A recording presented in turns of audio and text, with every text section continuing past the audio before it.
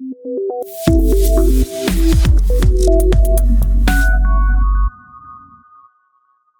in the next subtask of the Hangman project, let's rearrange some pseudocode to understand how this project will work, particularly how the guessing part of the project will work. So if the guessed character is present in the word, let's say I guess A and it's in the word, then we will show the character at that particular space. Like for example, let's say second letter is A, we're going to show A at the second place, rest all will be blanks.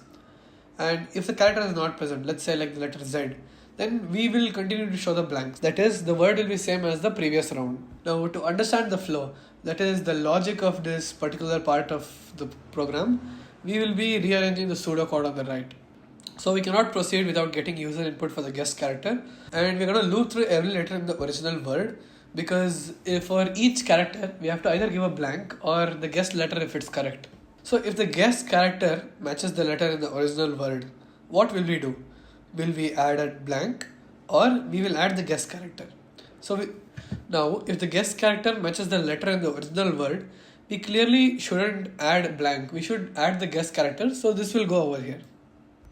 Or else add blank for every letter in the word.